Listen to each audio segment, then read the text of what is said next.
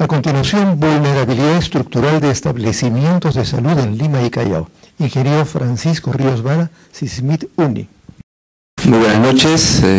Mi agradecimiento por la amable invitación para participar y compartir algunos conceptos y resultados con ustedes. Vengo en representación del Centro Peruano-Japonés de Investigaciones Sísmicas y Mitigación de Desastres, SISMIT por sus siglas. Es un centro de investigación de la Facultad de Ingeniería Civil de la Universidad Nacional de Ingeniería. Nació ya van a ser 29 años desde su creación. Nació como un proyecto de la cooperación japonesa en ese entonces y bueno, a través del tiempo ya ha adquirido una madurez, ya es un centro de investigación que se sostiene por sus propias investigaciones y los servicios que ofrece a la comunidad nacional e internacional. Vengo a presentarles los resultados de un estudio de vulnerabilidad sísmica en 14 establecimientos de salud en la provincia de Lima. Este estudio de vulnerabilidad fue un encargo del Ministerio de Salud en el último trimestre del año 2013. Se van a hacer ya 2 años de esta consultoría que se hizo y tuvo 3 componentes en su ejecución, un componente estructural, un componente no estructural y el componente organizativo funcional. De mi parte vengo a presentarles los resultados del componente estructural, la infraestructura, la parte física propiamente de los establecimientos. Algunas consideraciones previas. Como dije, el estudio fue resultado de conversaciones y se concretó en un convenio específico entre la UNI y el Ministerio de Salud a fines del año 2013. Y se basó en 3 escenarios probables. Primero, que el hospital mantenga su estructura en pie y siga operativo, es decir, es el escenario más favorable. Un escenario intermedio, que la estructura sufra daños menores, pero permita recuperar la función primordial de sus áreas críticas para mantener la atención de emergencias. Y el escenario más desfavorable es que ocurra un colapso físico y funcional, y esto ocasione que se tenga que evacuar los pacientes y el personal herido hacia otros establecimientos de salud. Desde el punto de vista estructural, se ha considerado dentro del estudio que la infraestructura hospitalaria la vamos a calificar como segura si ésta exige que la infraestructura continúe brindando sus servicios después de la ocurrencia de un sismo. Y tuvo 2 partes este trabajo. Primero, un estudio cualitativo basado en la aplicación del Índice de Seguridad Hospitalaria, ISH por sus siglas, que es una metodología de evaluación bastante útil y muy práctica, promovido y desarrollado por la Organización Panamericana de la Salud. Posterior a esta aplicación, como continuación del estudio, se evaluó cuantitativamente a través de análisis, propiamente un análisis estructural de cada uno de los bloques de los edificios que recibieron una baja calificación en la evaluación cualitativa. Principalmente se tuvo mucho cuidado en estudiar los edificios donde se denominó así, denominadas áreas críticas, donde funcionan, entre otros, servicios de emergencia, salas de operaciones, unidades de cuidados intensivos, la hospitalización posoperatoria, laboratorios, radiología, banco de sangres, entre otros servicios propios del hospital. Como aplicación del ISH, entonces, de la parte estructural hubo 2 consideraciones. La primera fue analizar la seguridad del establecimiento debido a sus antecedentes, ¿no? Entre ellas se aplicaron tres evaluaciones o 3 puntos dentro de la evaluación. Primero, se evaluó si el hospital había sufrido daños estructurales debido a fenómenos naturales anteriores. Se evaluó también si el hospital había sido reparado o construido utilizando estándares actuales apropiados. Y ahí sí ha habido un desfase, puesto que las normas van actualizándose en nuestros establecimientos, muchos de ellos, la gran mayoría, son bastante antiguos. Y tercero, se evaluó si el hospital había sido remodelado o adaptado y que esto haya afectado el comportamiento de la estructura.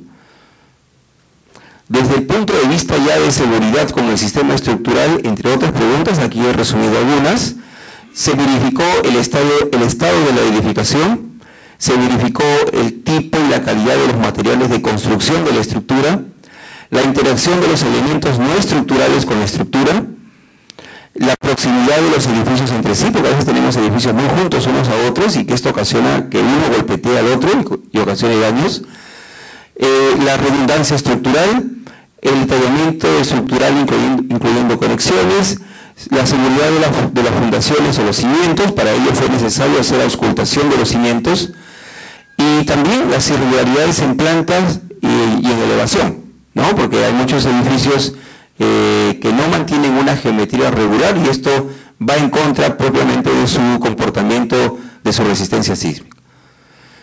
Y bueno, aquí pongo como ejemplo algunas vistas del Hospital 2 de Mayo, pero esto que estamos apreciando es bastante común en muchos establecimientos de salud y otros que no son de salud también, ¿no? Presencia de columnas cortas, fisuras por corte, cuando la demanda excede la resistencia propia de la estructura, insuficiente separación entre edificios. Esa esquina que vemos, dos edificios, son dos bloques completamente diferentes que se van a mover diferentes entre sí, independientemente. Sin embargo, están demasiado juntos y se van a ocasionar daño entre ellos.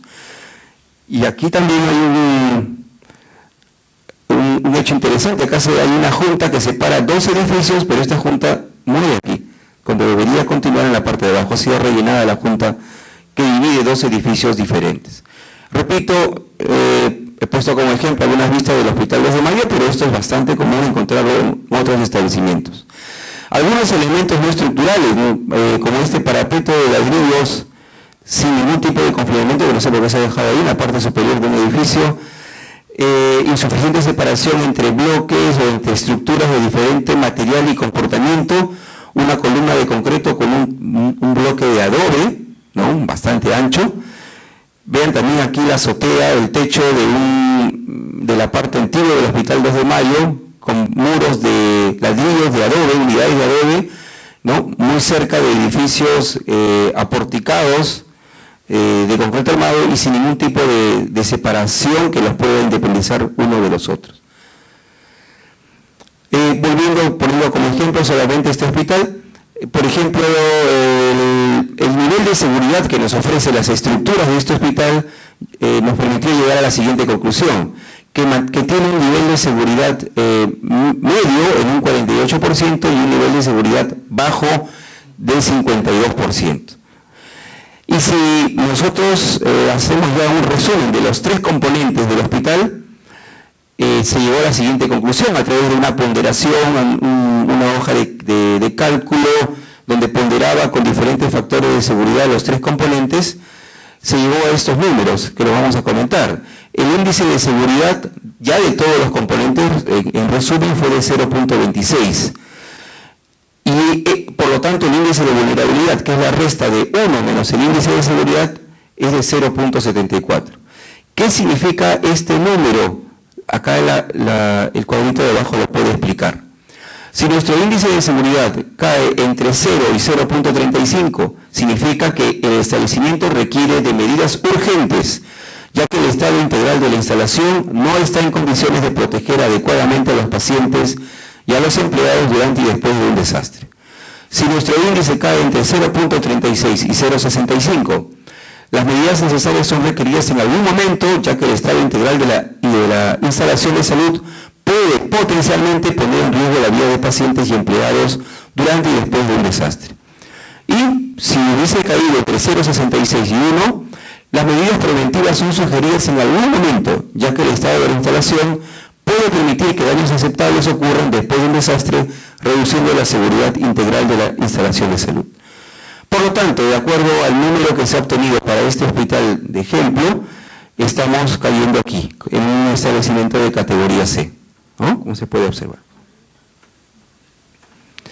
Muy bien, pero no solamente el Hospital 2 de Mayo se evaluaron 13 hospitales más. Ahí está la relación de establecimientos que se evaluaron, su ubicación, el distrito al cual pertenece en Lima Metropolitana, y los resultados que se han obtenido, ¿no? De arriba hacia abajo, y todos ellos han caído o han concluido con categoría C. Solamente uno de ellos, el Hospital de Huaycán, ha obtenido una categoría B, digamos que está un poco mejor. También se puede definir, de acuerdo a este estudio preliminar, ese estudio cualitativo, el área en metros cuadrados por intervenir, es decir, el área en metros cuadrados que ameritaba un estudio posterior y que inclusive podría llevarnos también a un expediente de reforzamiento. Para ello fue necesario, para profundizar los estudios, fue necesario realizar una serie de trabajos de campo, exploraciones, extracción de muestras de concreto para ver la calidad del material con el cual están construidos, muestras de acero para ver también el nivel de fluencia del acero de este material. Y aquí, prosiguiendo con el mismo hospital de ejemplo, tenemos algunos resultados, siendo lo ideal lo que indica la norma de 210 kilos por centímetros cuadrados. Vemos una variación de resistencias de los diferentes bloques del hospital. Algunos superan, afortunadamente, lo que está establecido, pero otros están bastante por debajo de aquel. También se hizo un trabajo de medición de la vibración ambiental, cuyo objetivo fue determinar el periodo de oscilación fundamental de la edificación, ¿no? Esto a través de un equipo de microtrepidaciones. Se hicieron mediciones en diferentes alturas, en diferentes niveles de cada uno de los edificios que fueron estudiados. Y con esta información de campo, con la auscultación de los cimientos, con la geometría misma, en fin, se pudo elaborar los modelos matemáticos que representan cada uno de los bloques en estudio de las instalaciones de salud. Como dice aquí el texto, se usaron la información de campo para calibrar los modelos matemáticos, los ensayos in situ de las propiedades mecánicas de los materiales, los resultados de la auscultación de los cimientos y los resultados de las características del suelo, y los resultados de las mediciones de vibración ambiental. Otro resultado interesante que nos arrojó los estudios de análisis de los edificios fueron las distorsiones. Entendiendo por distorsiones el cociente que hay entre el desplazamiento lateral de un edificio entre la altura de ese, el desplazamiento lateral que hay entre el entrepiso, el desplazamiento de un entrepiso entre la altura de ese entrepiso. Y de acuerdo a la norma nos exige un nivel de 5 entre 1000. Nosotros hemos puesto una valla más fuerte, digamos, de 3 entre 1000. ¿Y ello por qué? Porque estamos entendiendo que si el edificio se desplaza y por lo tanto tiene una distorsión más elevada que lo habitual, puede dañar no solamente los elementos estructurales, sino también los elementos no estructurales. Y una instalación de salud no es una instalación cualquiera. Tenemos una serie de instalaciones que corren a través de la tabiquería, de las paredes, tenemos equipos médicos que están adheridos a esas paredes, por lo tanto, el nivel de exigencia que hemos dado nosotros ha sido mayor todavía. Por ello, estamos diciendo que las distorsiones de entrepiso mayores a 3 entre 1000, es decir, 0.003, la estructura no estaría operativa y presentaría daño estructural. Y para los diferentes bloques del Hospital 2 de Mayo, estamos viendo que hay varios de ellos que superan, en algunos casos con bastante amplitud, el límite que le habíamos puesto. Muy bien, podemos sacar algunas conclusiones entonces de este comportamiento estructural. Existen edificaciones que presentan distorsiones de entrepiso que superan al límite de protección del contenido. Para un sismo severo, que le pusimos de 0.003, o uno moderado de 0.0015. El esfuerzo de corte máximo durante un sismo severo, obtenido por los bloques en ambas direcciones, supera el valor de la resistencia al corte de la albañilería, estimado de acuerdo a la norma E070.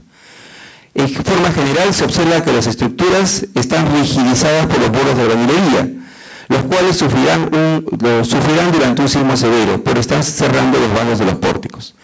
Sin embargo, las estructuras poseen una baja resistencia al corte, por lo que se recomienda la rigidización mediante elementos de concreto armado, sean estos muros de corte o a través del ensanchamiento de columnas de concreto armado.